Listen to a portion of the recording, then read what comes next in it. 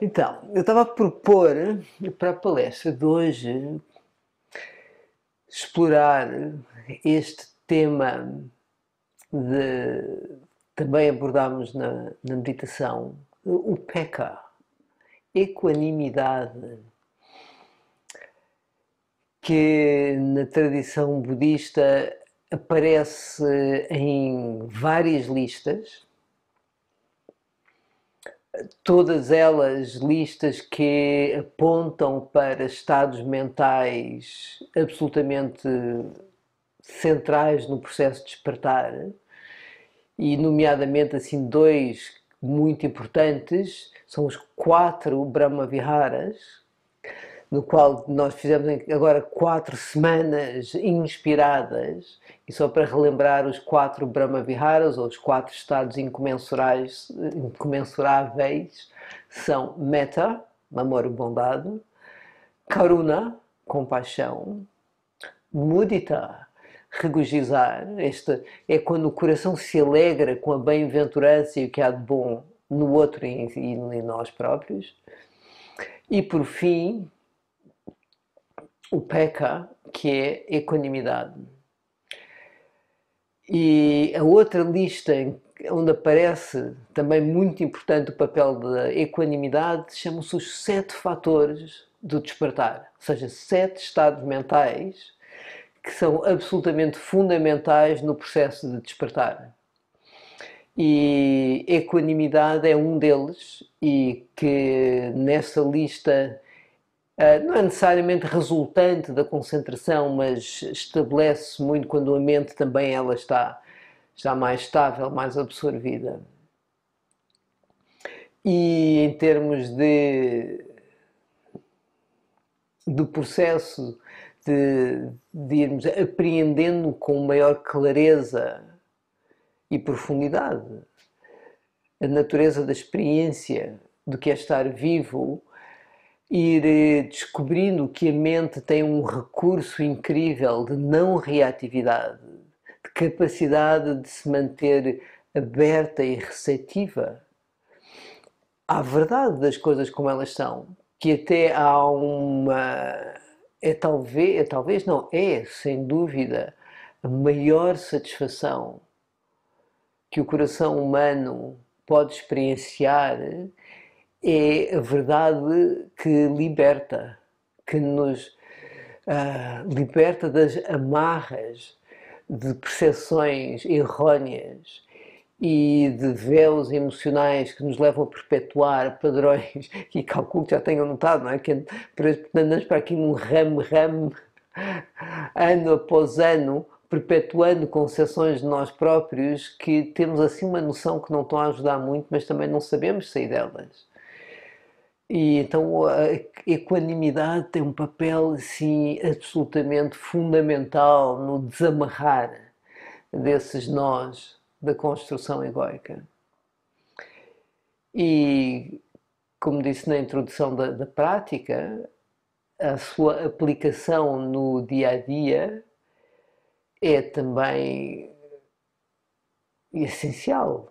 Para ir desenvolvendo, trazendo uma atitude mais equânime à sua vida é fundamental. Sem isso, eu diria que sem isso, dava por mim muito descompensado. E isto porquê? Porque a realidade está em constante mudança, não é?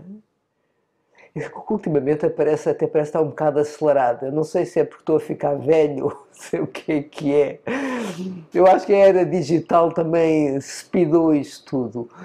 Mas a velocidade em que as coisas mudam, está tudo a mudar. O tempo todo.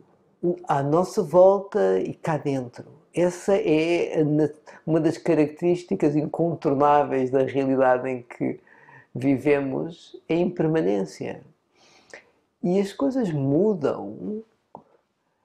Não é necessariamente não mudam porque nós queremos que elas mudem. Não é? Elas mudam porque tudo faz parte de uma rede de inter-relações e interdependências que se estende daqui até o Big Bang e sabe-se lá para onde mais. Há elos de causalidade que nos unem, nos interligam a uma realidade que é tão mais vasta do que a concepção egocêntrica que tendemos a falar. Eu não estou a dizer egocêntrico não sei, com um sentido de crítica, é mais uma descrição do que é uma concepção da realidade na qual o ego está no centro. E faz parte do sistema operativo, um ser humano não desperta, mesmo assim. Mas é importante a tu ver as limitações desse modo operativo e reconhecer que produz, sem dúvida, algum desconforto, mesmo sofrimento, porque entra em atrito com a realidade. Então, equanimidade é exatamente a qualidade de relação que vamos descobrindo que é possível ter com uma realidade que é muito maior do que os nossos quereres e não quereres. E vamos aprendendo a não reagir tão automaticamente. Muitas vezes, sim, a responder, a encontrar respostas, quando é possível encontrar respostas, mas também a deixar estar, quando não há nada a fazer. Isso é um grande desafio. Para este bichinho fazedor, que é o ser humano, não fazer é uma coisa que nos custa, que requer muita sabedoria. A ter que ir lá meter o bedelho e lá achar que tem que ser de outra maneira e a maneira que eu acho, que isso é uma coisa que realmente nos custa muito e que nos custa muito como consequências às vezes. Por exemplo, mais valia ter ficado quieto, sem dúvida. Mais valia ter ficado quieto, mas não ficamos. Mais um daqueles lugares, situações nas quais um pouco de equanimidade, de permitir que as coisas sejam o que são.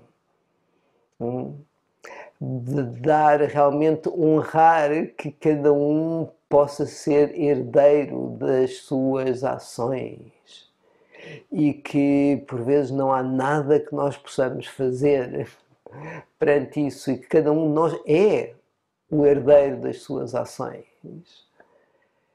e que tem as consequências que tem. E aquelas que podemos mudar, fantástico, e aquelas que não podemos mudar, descobrir que isso também é fantástico. O alívio que é para este coração descobrir que muitas vezes não tem que ser. Não tem que ser outra coisa, nem às vezes tem que ser seja o que for. Eu não sei como é que isto se põe em palavras, mas a descoberta que não temos que ser nenhuma concepção fixa de nós mesmos. Que não precisamos delinear um contorno que nos separa desta experiência em relação àquela.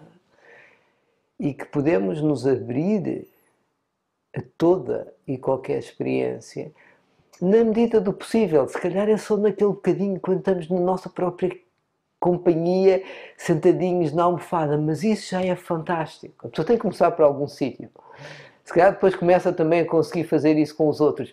Mas eu diria que se conseguir fazer isso um bocadinho consigo, não estar a fixar, a fazer fronteiras de separação, pelo menos na sua experiência, dividir-se entre aceitável e não aceitável, há uma grande probabilidade de começar também a poder permitir o outro ser quem é. E aqui estou aqui a reportar um pouco ao texto do Matt Licata da semana passada, na qual eu li e ele dizia, não é?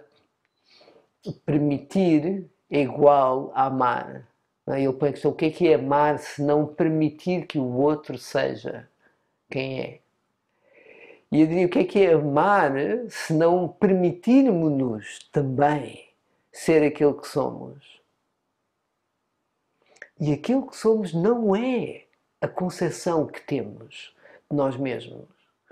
Essa é a concepção superficial, aquela que adotamos por não haver uma tomada de consciência mais profunda e abrangente.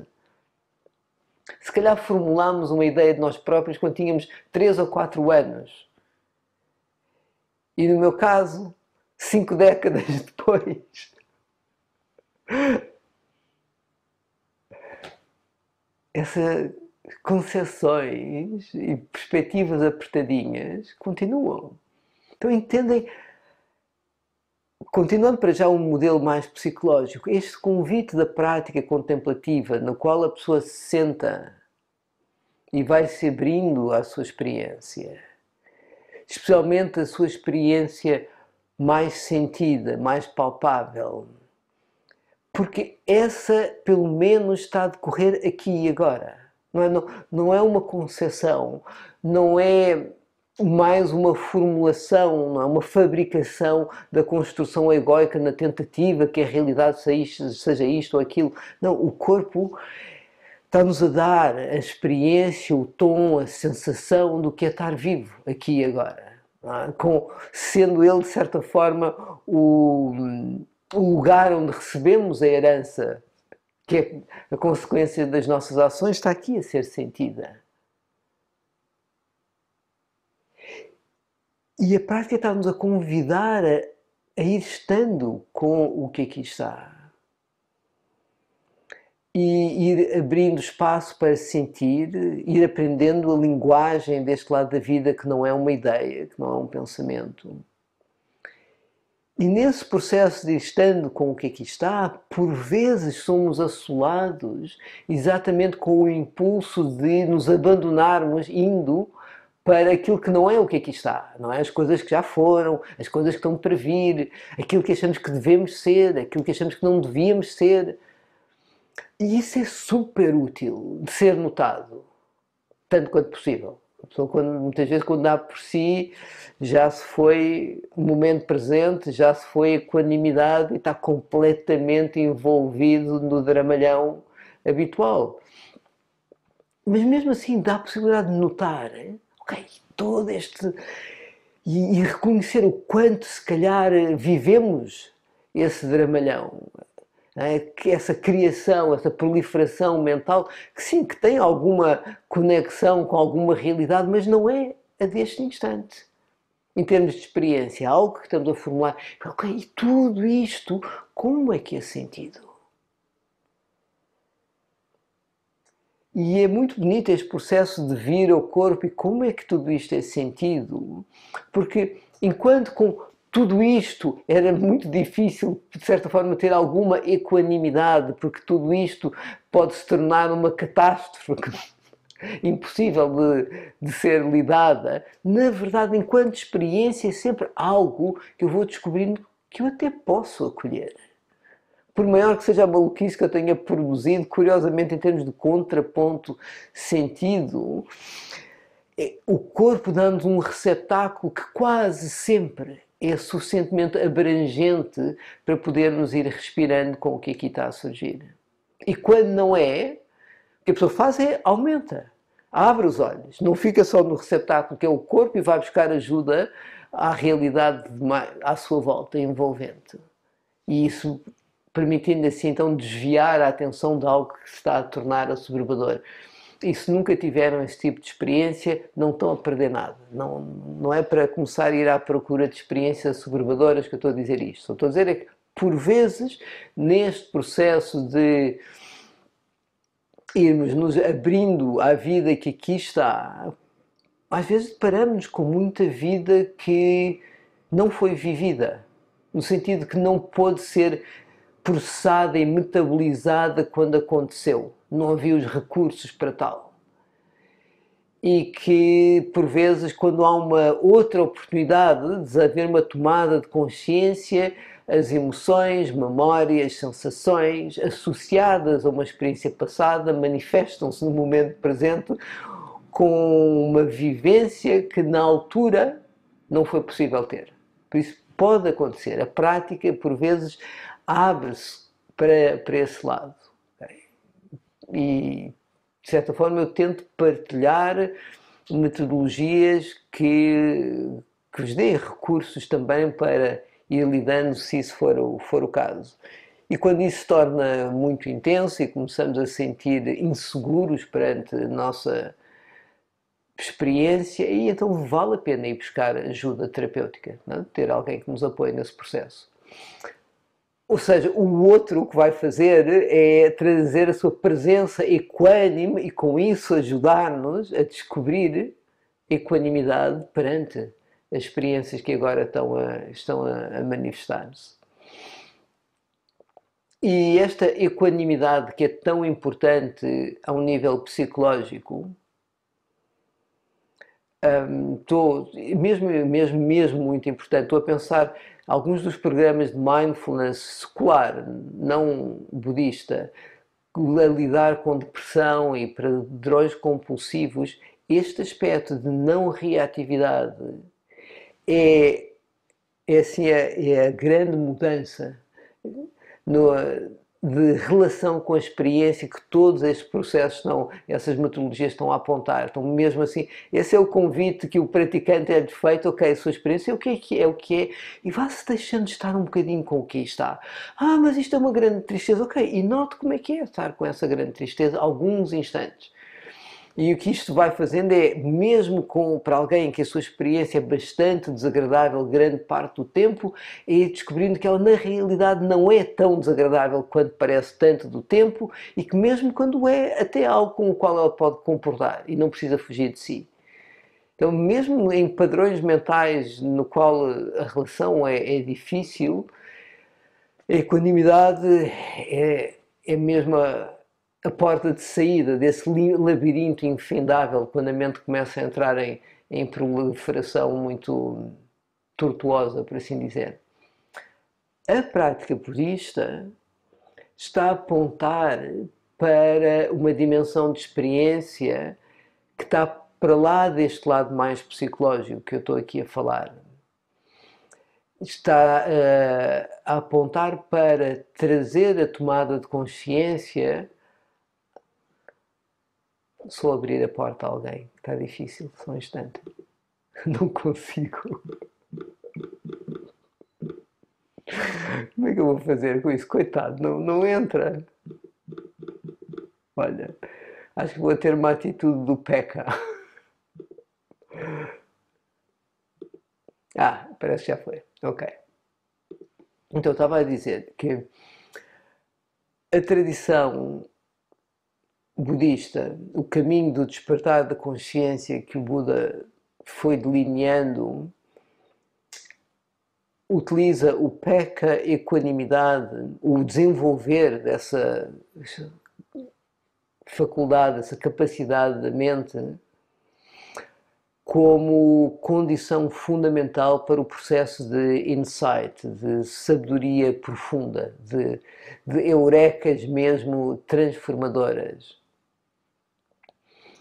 E o voltar da tomada de consciência para as três características da realidade, as três aqui que eu estou para quem tem vindo a estas palestras, só para relembrar: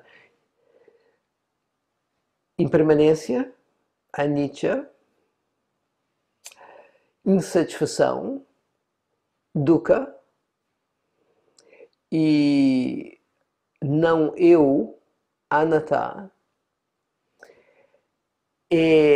Essa é a contemplação dessas características, são vistas como estratégias para desfazer os nós cognitivos e emocionais da construção egóica e rasgar essas prisões e abrir a perspectiva do que é que de facto é ser humano. Como é que é mesmo abraçar a condição humana em toda a sua plenitude. E por isso é que estas práticas de impermanência, por exemplo, incluem muita contemplação da morte. E é preciso realmente ter uma estabilidade, descobrir a tal segurança que eu mencionei na prática, que nos dá mais apoio, que nos dá mais chão do que o próprio chão. Então começa a descobrir uma qualidade inabalável na sua mente, o que lhe permite voltar o olhar até para aquilo que mais teme, que é o fim da sua própria vida, e ir se familiarizando e até mais do que familiarizando, fazendo dessa verdade uma amiga.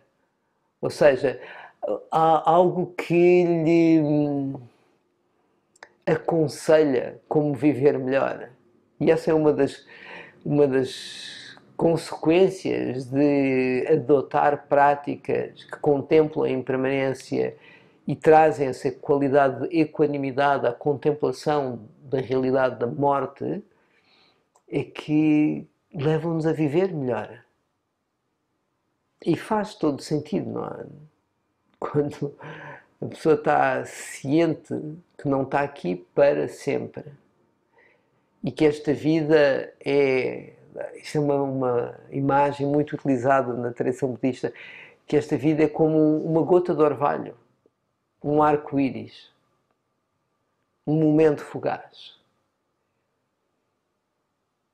Belo, sem dúvida, mas fugaz. E isso, se calhar, leva-nos a aclarar as prioridades. Não é? O que é que eu estou para aqui a fazer?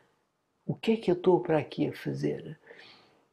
Se esta oportunidade é única, com estas condições, nunca mais se repete.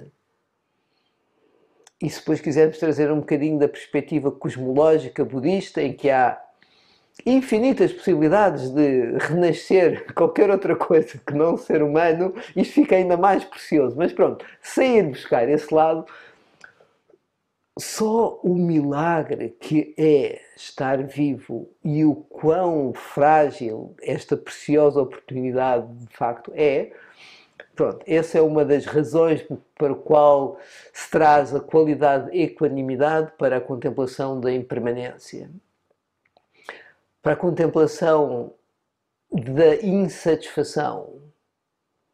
E porque quando voltamos a atenção para a insatisfação, vamos nos deparar com a causa dessa insatisfação. Quando voltamos a atenção para reconhecer dukkha, que é a palavra em Pali, para essa insatisfação, sofrimento, stress, vamos deparar-nos com a sua causa.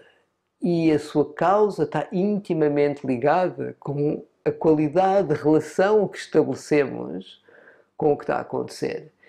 E vamos descobrindo que muita da insatisfação tem exatamente a ver com a perspectiva apertadinha da construção egóica, que tenta apropriar e controlar a experiência à medida dos seus quereres. E daí que não é, a prática tem tanta ênfase de abrir mão, letting go. Aquela coisa do Ajahn Chah. Little letting go, little happiness. Big letting go, big happiness. Total letting go, Nibbana. Nirvana, o fim do sofrimento. E a equanimidade perante este binómio de sofrimento e apego, de reconhecer, não fugir logo da dor, porque o impulso perante a dor, o mais reativo é de fuga, daí atordoar-nos tanto no nosso dia a dia e poder contemplar o sítio onde está a doer e com isso reconhecer que há a possibilidade de abrir mão da causa desse sofrimento. Então a equanimidade tem um papel importantíssimo nesta relação com a impermanência, com dukkha, e finalmente com o processo de investigação, que é o não eu, que é a pessoa vai visitando aquilo a que tende a tomar como fundação para a construção de si, e a descoberta, ok, mas isto não sou eu. Aquilo que eu chamo eu, com continuidade, controle, apropriação, que é, não, porque se é eu, é qualquer coisa que eu posso chamar meu, não é? Que, sobre o qual tenho algum controle e que é uma parte da minha identidade como fonte de segurança. E, e esta contemplação do não eu é a pessoa ir reconhecendo, ok, bem, isto que a qual eu me agarro com tanta veemência, isto não traz segurança nenhuma. Por exemplo, eu estou a pensar algumas das nossas percepções sobre nós próprios e sobre o que é o mundo. Fazemos guerras para defender os nossos pontos de vista. E depois, é isso que é um eu?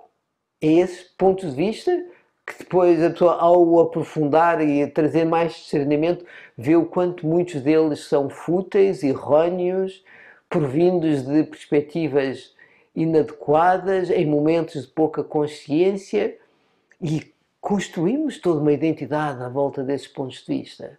E por aí fora, já houve toda uma palestra dedicada ao não eu. Então, esta qualidade de equanimidade que vai se desenvolvendo ao longo da prática, deste convite a pessoa a estar consigo próprio e encontrar essa estabilidade, essa qualidade da mente não reativa, é o que pavimenta o caminho para o insight e que depois é a condição essencial. A mente é como se a sua relação última com a experiência de equanimidade, e por isso é que é possível abrir-se às várias revelações que vão se desdobrando no processo de insight.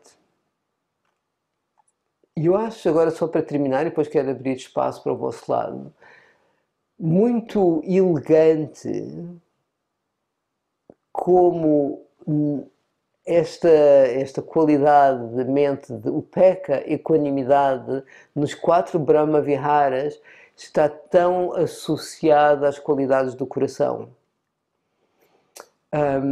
É como se cada um dos estados de consciência do coração, de metta, karuna, mudita, amor, compaixão e alegria, preparam o caminho para revelar essa qualidade que é tão subtil ao mesmo tempo, que não é assim tão evidente, mas que à medida que vai sendo descoberta traz uma estabilidade e uma segurança que é como se depois fosse o espaço onde toda a realidade pode se manifestar. E é muito bonito ver que, na verdade, isto são qualidades que já são inerentes à mente. Estão subterradas, estão por baixo da ansiedade e preocupação e todo o tipo de maluquice, mas quando nos permitimos dar espaço para notar, elas revelam-se. Essa é a natureza da nossa mente. E isso é, não sei, acho muito elegante na maneira como foi reconhecido e depois o Buda apresenta como caminho para o despertar. Eu já estive aqui a falar 30 minutos e eu agora acho que depois de 30 minutos já não é mais, eu já não posso mais ouvir e vocês provavelmente também não. E estou a gostar de abrir o espaço para ouvir do vosso lado. E eu sugiro, podemos depois ir buscar outros temas, mas para já explorar isto, o papel desta qualidade de consciência que o Buda está a sugerir, que é inerente à mente humana, mas que para a maior parte das pessoas precisa um certo treino para limpar o terreno, para que ela possa florescer de uma forma mais abundante. E assim acho que era explorar até que ponto é que eu reconheço isto na minha vida, até que ponto é que eu perco totalmente a consciência dessa faculdade, o que é que posso fazer para desenvolver, enfim, ver o que é que está do vosso lado. Olá, boa noite. Boa noite. Eu não consigo perceber como é que, por um lado, o amor nos leva a querer ajudar o outro e nós, ao tentarmos um caminho, sabemos que temos que fazer um esforço, sabemos que temos que aprender coisas.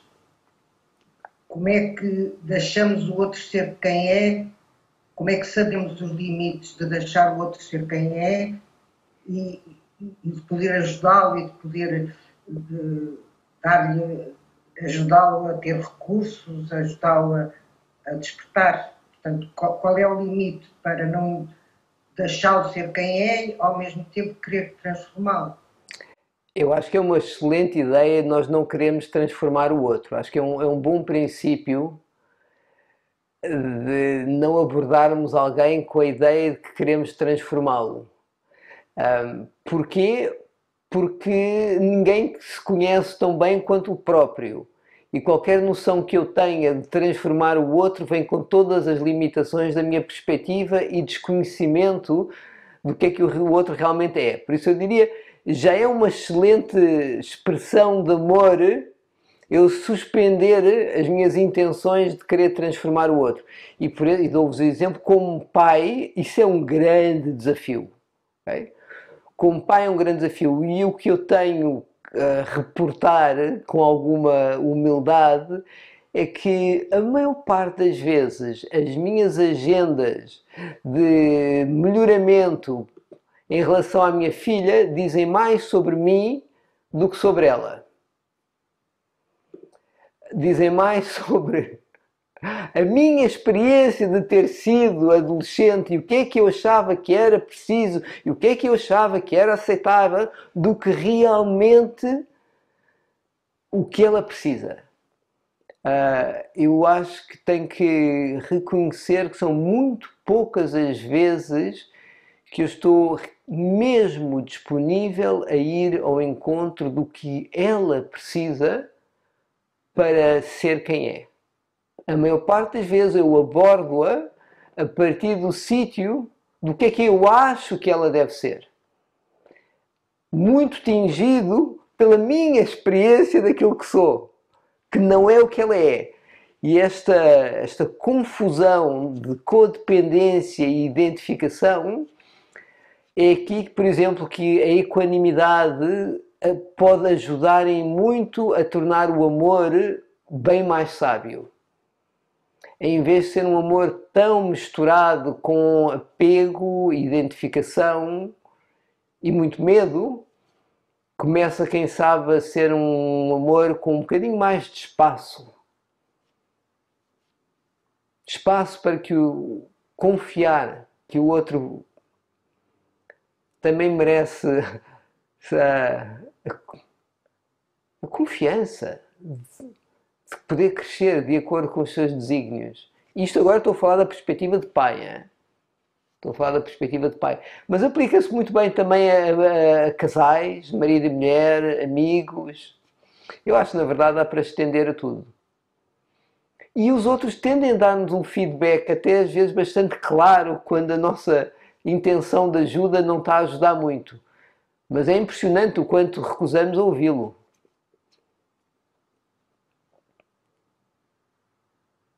Por isso acho que se estivermos um bocadinho atentos, os outros dão-nos uma boa indicação de quando já chega. Se queremos ouvir isso ou não, já é outra coisa. Mas obrigado pela pergunta. Fantástico. E mais? Olá, não, boa noite, boa noite. Boa noite. Era só mesmo a minha forma de concordar silenciosamente com o que estava a dizer. Mas nada, estava a rever-me nisso que estava a dizer. Obrigada. Ok, obrigado. Se não houver nada, posso-vos contar uma historinha.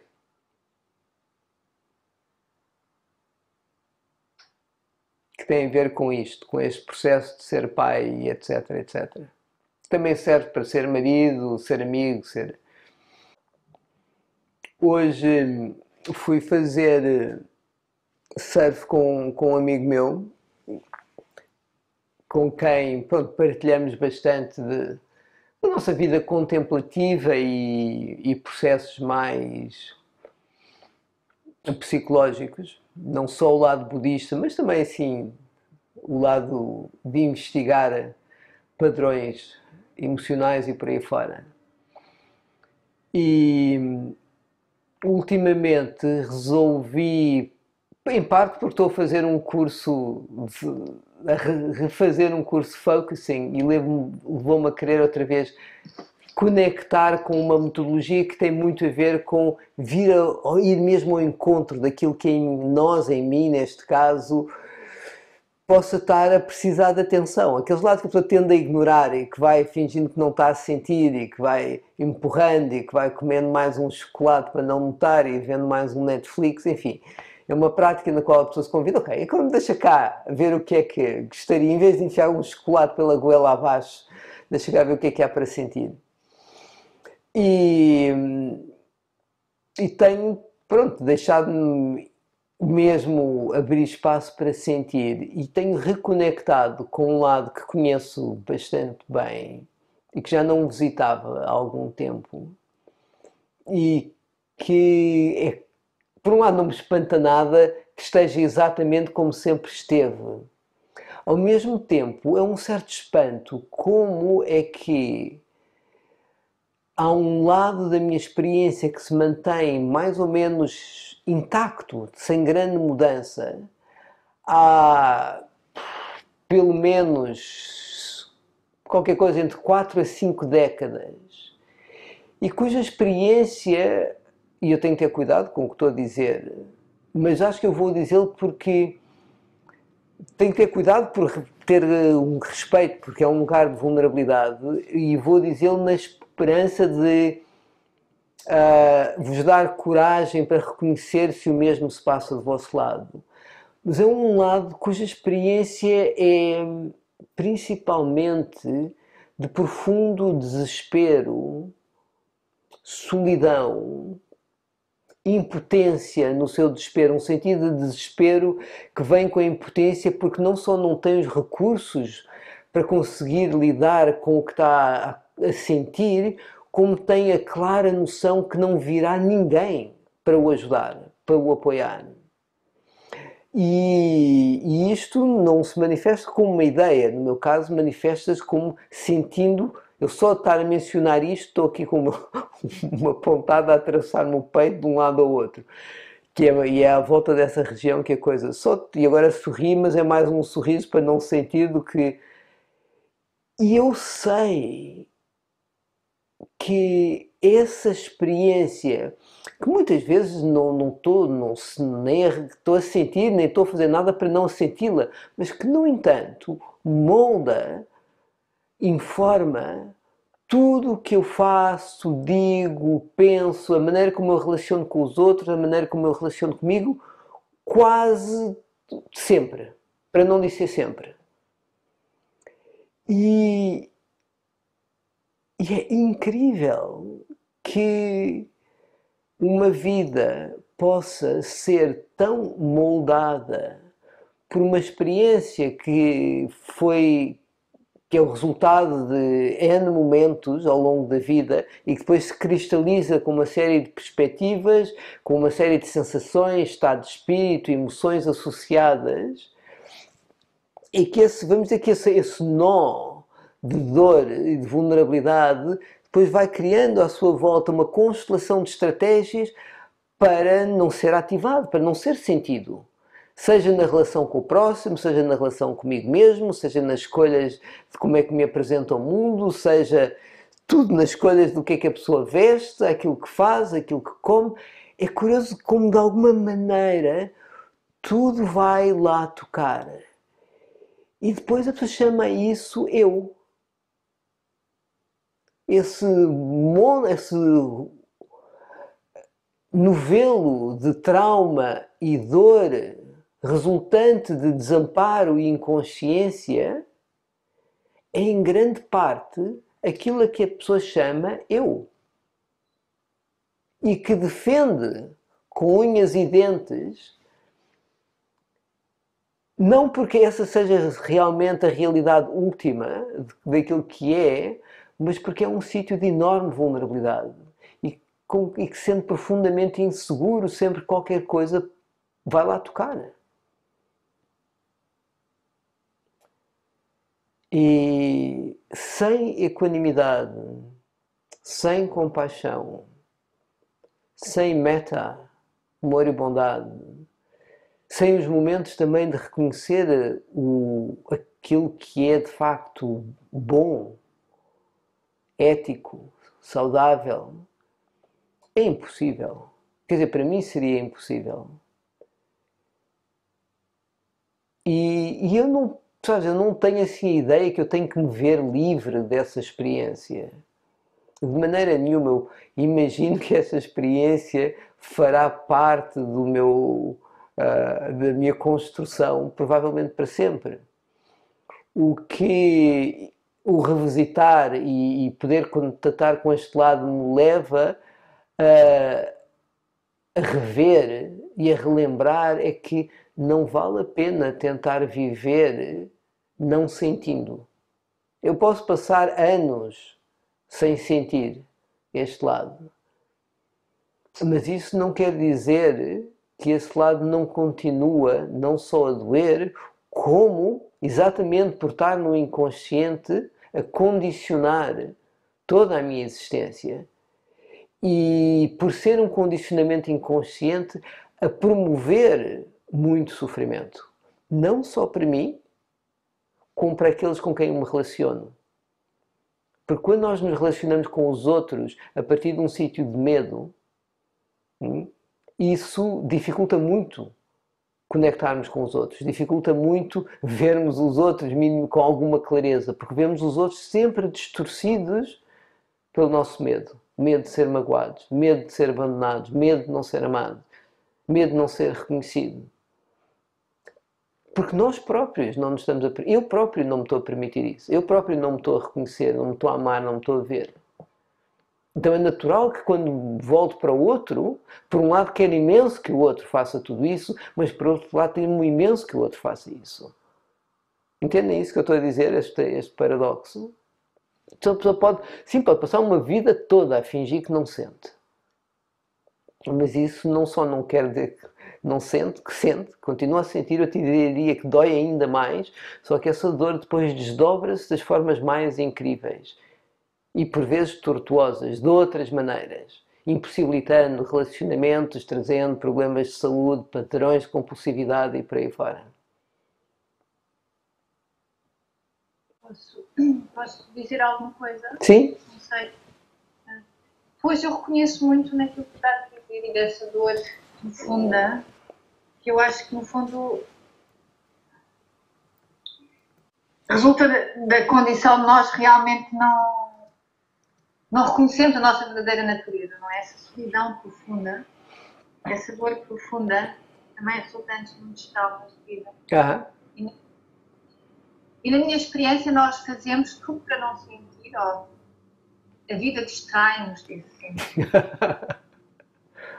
Sim, nós arranjamos muitas maneiras de nos distrair. Exato. Não é? Exato. E quando somos confrontados, quando as distrações desaparecem, essa dor invade-nos. E na minha experiência, às vezes quando eu não posso fugir dessa dor, passa-se um processo alquímico. Ou seja, eu permito-me a sentir, porque não tenho como fugir. E depois de a sentir, eu sinto-me diferente. Porque ela não dura eternamente. Não. Qualquer coisa que a mim se transformou sem eu saber o quê. Exato. Quer dizer, ela não está curada, porque eu continuo ainda a não ser um ser iluminado. Há muita dor, há muito medo, há muita frustração, tudo isso que ainda não é resolvido pela ignorância. Mas eu reconheço que quando não me consigo distrair, ela impacta-me. E só o permitir senti-la me transforma. Exato. E agora, por causa desta experiência de isolamento, como não estou em Portugal, eu estou no estrangeiro, resultado de uma série de decisões que, se eu pudesse voltar atrás, teria sido de outra maneira diferente. Tenho tido o sofrimento, e se eu tivesse feito de outra maneira, que não faz sentido nenhum, não é? E então eu vim a reconhecer com esta história toda da minha vida, percebo profundamente a história de Sodoma e Gomorra, não é? Esta atuação. A história de olhar para trás e ficar paralisado por causa dos erros que fizemos. E eu acho que não, por exemplo, o perdão só é possível também quando há equanimidade. Pois é isso. E Sabes? quando não há outra saída senão o perdão. Uhum. Eu cheguei a um ponto que não há outra saída senão o perdão, não tem escolha. A pessoa vai numa parede e não há outro caminho senão o perdão. Mas, entretanto, sou tipo passar por um ir lá a fundo, por sentir essa dor. Mas é como se fosse um processo alquímico. Mas qualquer coisa muda sem uma pessoa poder identificar o que é, mas sabe que qualquer coisa mudou e se abriu. Porque nos permitimos sentir que não nos distraímos dessa dor. Mas acho que essa dor é comum a todos nós. Medos, frustrações. E pode-se tornar uma grande amiga. E pode-se tornar uma grande amiga.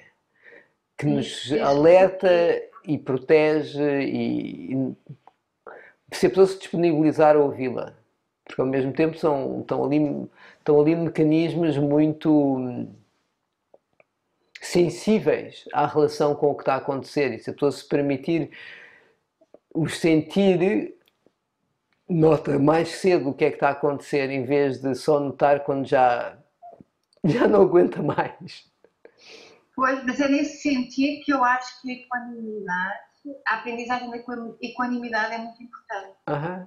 Porque às vezes podemos cair no sentido do drama e do diálogo, do alimentar. Sim. Portanto, a equanimidade é importante para abrir a porta à dor. No sentido de ser daquilo que tu disseste agora, não é? E é engraçado que quem nunca passou por essa porta ouve dor e coisa, que exagero e que pessimismo e coisa horrível, também não é assim. Mas quem nunca passou pela essa porta não conhece o alívio de passar para o lado de lá. Só conhece o medo do lado de cá, mas não conhece o alívio de passar para o lado de lá, de atravessar essa dor e ser abençoado, de certa forma, uma outra vida, que não a vida de medo. Uma vida um pouco mais inteira. Sim, de cada vez somos transformados um bocadinho. Mas sem a equanimidade também não fazemos essa travessia de uma maneira... Ou seja, aprendemos a equanimidade nessa travessia. Sem dúvida. Boa. Como é que estamos de tempo? 2 minutos. Sim, já sou. Olá, boa noite. Olá, boa noite, tudo bem? É só para dizer que há umas perguntas no chat. Há umas perguntas no chat, obrigado. Não. Vamos ver. Ok.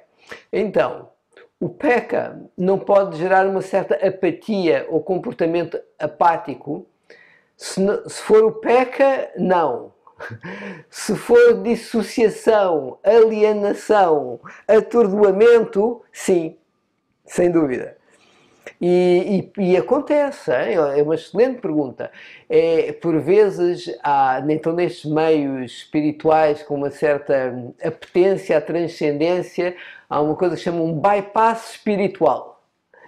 Então, a pessoa acha que está muito equânime, o que está é com uma rolha a tapar, a empurrar para baixo aquilo que não quer sentir, porque ela está equânime. Ou seja, não se passa nada. E isso, depois, quando vê o sofrimento do outro, não lhe toca nada. Ela não sente nada em relação ao seu sofrimento. Está com um Prozac espiritual. Tomou um Prozac espiritual e chamou aquilo equanimidade. E no tempo do Buda há umas histórias em que o Buda dá assim umas rebocadas valentes. Estou a pensar uma vez com Ananda e outra vez com agora já não me lembro, um dos seus discípulos, mas mesmo dos conhecidos como sendo muito sábio, muito avançado, em que ambos tiveram uma atitude equânime de não intervenção e o Buda Quando vocês ficam especados sem fazer nada, não, é mesmo óbvio que é preciso ajudar aquela pessoa. E eles ficaram assim um bocado assim, um era tipo assim, mas era absolutamente importantíssimo ter uma oportunidade de ensinar e de aclarar a situação e ficaste em silêncio. Por isso sim, a equanimidade pode se transformar num bypass espiritual ou numa desculpa para a apatia, mas aí não é equanimidade, é mesmo apatia, dissociação e por aí fora. E por isso é que eu gosto muito de quando a equanimidade vem neste conjunto de três outras práticas que estão muito centradas no coração. Por isso, equanimidade, se perante tem lá implícito compaixão, tem lá implícito regozijo, tem lá implícito amor e bondade. E quando esses três estão a sustentar a equanimidade, é tudo ali uma inter-relação entre os 4 estados mentais. Por isso, a apatia é quando não está lá o amor e compaixão, eu diria. Mais uma, só para terminar. Como é que assimilamos a equanimidade no nosso dia-a-dia, cada vez mais vertiginosamente rápido e digital, parando todos os dias um bocadinho? A maneira como uma pessoa traz mais equanimidade no seu dia-a-dia, neste dia-a-dia vertiginosamente rápido e digital, é desliga o digital, ou usa o digital como nós estamos a usar para ajudar a parar, mas acho que é muito importante também ter momentos em que desliga mesmo tudo, e vai-se deixando estar alguns instantes, nada para fazer, nada para conseguir, só abrindo-se ao que já aqui está. E o que já aqui está já é imenso, é imenso. É mesmo por isso que a pessoa nem se deixa muito abrir ao que já aqui está, porque parece que é demais. Mas não é, não é demais. O que está aqui nós temos capacidade para lidar, se nos permitirmos. Por isso, eu diria que parando todos os dias um bocadinho já é uma excelente maneira. Se fizer um retiro de vez em quando, ainda melhor. Aí ainda melhor. Uns vários dias paradinho, isso então é uma maravilha. Bom, 9:02. Ficamos por aqui. Ok? Então, muito obrigado pela partilha. Espero que tenha sido útil. Uma semana cheia de equanimidade para todos. Bem-aja.